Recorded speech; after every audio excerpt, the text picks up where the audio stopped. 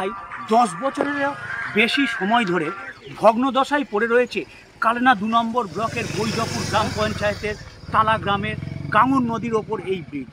এই ব্রিজ ভেঙে যাওয়ার ফলে অসুবিধার সম্মুখীন হচ্ছে প্রায় 10-12টি গ্রামের লোক।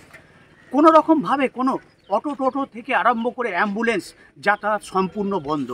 সাইকেল আর মোটর সাইকেল ছাড়া কোনো রকম যাতায়াত করা যাচ্ছে না। এই ব্রিজটা কতদিন যাবৎ ভেঙে আছে? প্রায় 10 বছর ধরে ভেঙে আছে। ব্রিজ হয়নি না। ব্রিজ না হওয়ার ফলে কি অসুবিধা হচ্ছে আপনাদের? ব্রিজ না হওয়ার ফলে যোগাযোগ ব্যবস্থা বিচ্ছিন্ন হয়ে যাচ্ছে। কোনো সাইকেল মোটর সাইকেল ছাড়া কিছুই যাচ্ছে না, এমনকি টোটো পর্যন্ত যাচ্ছে না। তাহলে এখন যাতায়াত করছেন কীভাবে? যাতায়াত দূর দিয়ে ঘুরে ঘুরে যেতে হচ্ছে। কোনো একটা এমার্জেন্সি রুগী হলেও সেই দূর দিয়ে ঘুরে যেতে হচ্ছে। এখান দিয়ে 4 চাকা গাড়ি অবধি যাচ্ছে। এটা কতদিন যাবৎ ভেঙে আছে? কত 3-4 দেখছে। আর তার আগে থেকে গাড়ি যাওয়া আসা বন্ধ হয়ে গেছে। মোটামুটি 3-4টে গ্রামের লোক প্রতিদিন যাওয়া আসা করে।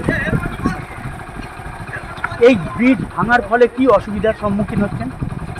চাষিদের কোনো মাল পরিবহন করা যাচ্ছে না। বাচ্চারা যে স্কুলে যায় তাদের করে সাদা রাস্তা দিয়ে ভোর পথে যেতে হচ্ছে। নিত্যদিনের যে যাওয়া আসার রাস্তা আমাদের এই একটাই, যে এই রাস্তাটার উপর দিয়ে রুগী হাসপাতালে যাওয়ার রাস্তা সমস্ত আমাদের জামনা টোলা এসব জায়গাতে ঘুরে যেতে হয়। এই আমি বাচ্চাকে আনতে যাবো, তাও এইখান দিয়ে রিক্সের মধ্যেই গর্ত দিয়ে যেতে হয়। বর্ষাকালে হয়ে গেলে কাদা পড়ে থাকি, সেসব জন্য খুব অসুবিধা থেকে যায় আমাদের। কালনা 2 নম্বর ব্লক প্রশাসন এই ভগ্নদশার জন্য পুরোটাই ব্যারিকেড দিয়ে ঘিরে দিয়েছে, যার ফলে আরও বেশি সমস্যার সম্মুখীন হচ্ছে। আমার শহর কালনা থেকে রাজকুমার ঘোষ, কলকাতা টিভি।